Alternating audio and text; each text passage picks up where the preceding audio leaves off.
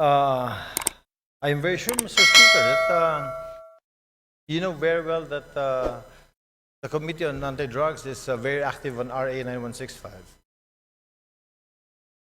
I am aware, Mr. Speaker. Oh, you are aware, Mr. Speaker. Thank you. If you're aware, Mr. Speaker, then what was the purpose of the privileged speech?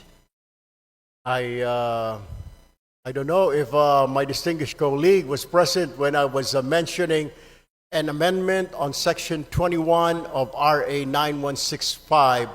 I don't know if the good gentleman is aware, the Deputy Majority Floor Leader is aware that Section 21 has been taken up. Can you repeat that, Mr. Speaker? Tagalogin ko po. Tama po. Napakaganda pong suggestion po niyan. Since kayo po ay malakas po sa Senado, baka pwede pong sila pong sabihan ninyo dahil wala po tayong counterpart sa Senado. Tapos na po tayo sa amendments natin. At yung pong privilege speech niyo kanina, pagtanggal po ng media, personalities, pag dumarating ang inventory time, pag mayroong bypass, wala na po sa provision.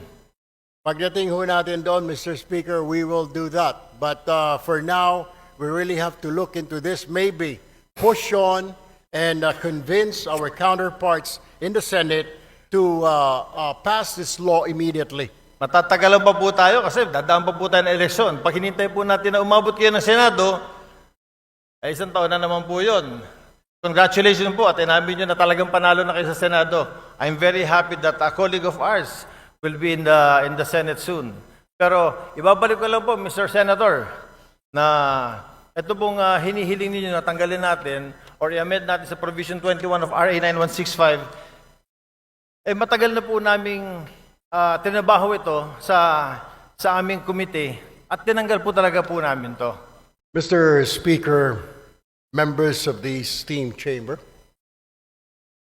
I rise today on a different matter, a critical matter concerning Section 21 of Republic Act number 9165, or the Comprehensive Dangerous Drugs Act of 2002, which mandates the inclusion of media representatives as signatories in the inventory of confiscated drug-related items. While this provision was crafted to enhance transparency in anti-drug operations, I submit that it is time for us to revisit and devolve this responsibility to better suited entities, Mr. Speaker. The inclusion of media representatives represents or presents significant challenges and risks. Media practitioners who are civilians are placed in potentially life-threatening situations when required to participate in such operations. Exposing them to these risks compromises not only their safety, but also that of their families, Mr. Speaker. Moreover, involving media representatives in law enforcement task raises concerns about their independence and neutrality. Journalists are meant to act as impartial watchdogs of government actions, holding public officials accountable from an objective stance. Requiring their direct participation, Mr. Speaker, in these operations undermines their role and may cast doubt on their credibility and impartiality. It is imperative that we devolve this responsibility to more appropriate witnesses who are already empowered under the law. Section 21 of RA 9165 already mandates the presence of Department of Justice representatives and barangay officials as witnesses in this process, Mr. Speaker. These individuals are better suited to fulfill the role of ensuring transparency and accountability in documentation of confiscated drug-related items. Additionally, We can enhance existing safeguards to further promote transparency without involving media personnel. Like comprehensive video documentation can serve as a reliable and tamper-proof record of the inventory process, ensuring accountability without requiring physical witness to be present in dangerous environments. Increased training and oversight for DOJ and barangay representatives can strengthen their ability to act as effective witnesses. By devolving, Mr. Speaker, this responsibility to individuals already mandated and equipped for this role, we can preserve the safety of our media professionals, uphold journalistic independence, and maintain the integrity of anti-drug operations. Mr. Speaker, I urge this esteemed chamber to consider an amendment to Section 21 of Republic Act 9165, replacing media representatives with more suitable alternatives while reinforcing mechanisms for accountability and transparency.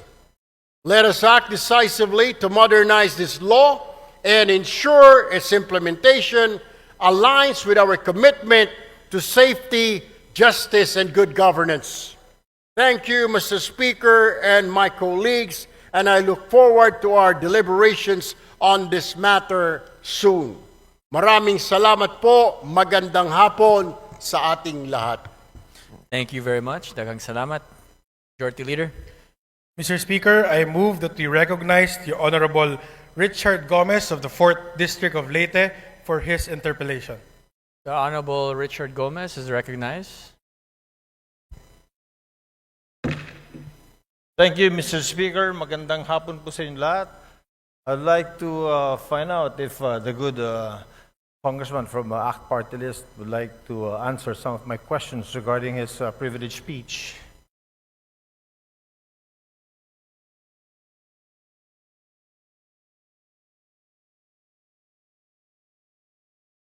Sure, Mr. Speaker and my colleague. Thank you, Mr. Speaker. I would like to find out from the good congressman if you are a member of the Anti-Drugs Committee. No, I am not, my distinguished colleague. I am not a member of any committee right now since I am part of the deputy majority group, Mr. Speaker. And if you are a what were you again, Mr. Speaker? Deputy Majority Floor Leader, Mr. Speaker. Deputy Majority Floor Leader. I'm very sure, Mr. Speaker, that you know very well that the Committee on Anti-Drugs is very active on RA 9165. I am aware, Mr. Speaker. Oh, you are aware, Mr. Speaker. Thank you. If you are aware, Mr. Speaker, then what was the purpose of the privileged speech? I don't know if my distinguished colleague was present when I was mentioning an amendment on Section 21 of RA 9165, particularly exempting the media from being signatories in drug-related operations, particularly on confiscated items, Mr. Speaker. All right. Thank you, Mr. Speaker. The reason why I wanted to ask the good gentleman is because, you know, RA 9165 was passed already in the last Congress. And during this Congress, it has also been amended. And in Section 21 of RA 9165, I don't know if the good gentleman is aware, the Deputy Majority Floor Leader is aware that Section 21 has been taken up. Can you repeat that, Mr. Speaker? Tagalogin ko po. Aware po ba tayo na yung Section 21 po, ito po ay tinitake up po dun sa amendments natin sa RA 9165 in the committee. Kaya nga po, Mr. Speaker, kailangan natin balikan at bilis-bilisan po ang problema po natin sa Kongreso. Kaya po tayo napupulaan ng mga kababayan natin. Napakarami natin mga batas na kailangang ayusin, subalit hindi po naaayos, kaya kailangan po natin bilis-bilisan. Kung ito po ay na-take up, sana po ay mabilisan pa para kaagad po ito ay ma-review at magawan po natin ang paraan dahil ito po ay kahilingan ng mga kasamahan po ng ating Fourth Estate, Mr. Speaker. Tama po. Napakaganda pong suggestion po niyan. Since kayo po ay malakas po sa Senado, baka pwede pong sila pong sabihan ninyo dahil wala po tayong counterpart sa Senado. Tapos na po tayo sa amendments natin. At yung pong privilege speech niyo kanina, pagtanggal po ng media, personalities, pag dumarating ang inventory time, pag mayroong bypass, wala na po sa provision. Pagdating ho natin doon, Mr. Speaker, we will do that. But for now, we really have to look into this, maybe push on and convince our counterparts in the Senate to pass this law immediately. Matatagalan pa po tayo kasi dadaan pa po tayo ng eleksyon. Pag hinintay po natin na umabot kayo ng Senado, ay isang taon na naman po yun. Congratulations po at inamin nyo na talagang panalo na kayo sa Senado. I'm very happy that a colleague of ours will be in the Senate soon. Pero ibabalik ko lang po, Mr. Senator, na ito pong hinihiling ninyo na tanggalin natin or i-amend natin sa Provision 21 of RA 9165, matagal na po naming tinabaho ito sa aming committee at tinanggal po talaga po namin to. Ang tanging hiling namin, katulad din ng hinihiling ninyo, sana nga po mapabilis natin ito sa Senado. Dahil sa Senado po, hindi ko alam, pero baka pwedeng kayo na po ang magsalita. Baka pwedeng kayo na mag-privilege speech, pakisabi na bilis-bilisan po para itong hinihiling natin na ma-amend itong Section 21 ay matapos na. Alam niyo ho, I will just have to correct my colleague. Hindi pa po ako senador, Your Honor. Ako po ay isang mambabatas, ako po ay isang representative, hindi pa po ako senador. Do, tumatakbo po ako senador, nais ko lamang po linawin na ako po ay isang congressman. Correct. Ako po ay member ng ACT-CIS party list at hindi po ako senador. Baka ang inyo po ibig sabihin, yung aking po nakatatandang kahuya po, siya po yung senador. Pangalawa, kaya ako nga po pinapabilis-bilisan para marinig po tayo sa Senado. Nabilis-bilisan po nila dahil ito po ay hindi pa naman batas. Habang ito hindi pa batas, ala hong saysay ang pagre-review, wala hong saysay ang pagtanggal ho natin ng section na yan, Section 21, kung hindi pa naman po ito batas. What I am trying to point out, Mr. Speaker, I guess we have to do something about it. And para marinig ko, kaya ho tayo nagpa-privilege speech para marinig po tayo sa Senado. Now, we are waiting for the decision, Mr. Speaker. If I can only do a privilege speech in the Senate, then I will do so. Unfortunately, I'm still here, a member of 19th Congress, Mr. Speaker. Salamat. Salamat, Mr. Congressman. Sinabi ko lang po yung sinabi niyo na gagawin niya pagdating niyo po sa Senate. Inulit ko lang. But Mr. Congressman, we do something about it. We have done something about it. In the committee level, ito pong Section 21 na hinihiling ninyo ay wala na po. Alam niyo ho, Mr. Speaker, ito po ay nasa committee level at tulad po ng sinasabi ko, kaya ko nga po I am pushing for it. Nabilis-bilisan po natin. Marami po tayo mga batas na pending po ngayon. Hindi lang po itong 9165. Marami pong kailangang revisahin, reviewin. Ang kailangan lang po natin ay bilisan po dahil ang taong bayan ay nag-aantay po. At hindi po tayong ika nga ay pwedeng manahimik o kaya mag-relax dahil po nakatingin po sa atin ang ating mga kababayan at gusto po nila na bilisan ang pagpasa, pag-review, whatever, ang ng mga batas po natin, Mr. Speaker. Therefore, Mr. Speaker, I think the correct manifestation should be, since the requested section is to be amended, and it has been replaced already, Mr. Speaker, is that the correct manifestation should be, we request that the Senate should fast-track this House version of RA 9165. That, I think, is the correct manifestation, Mr. Chair.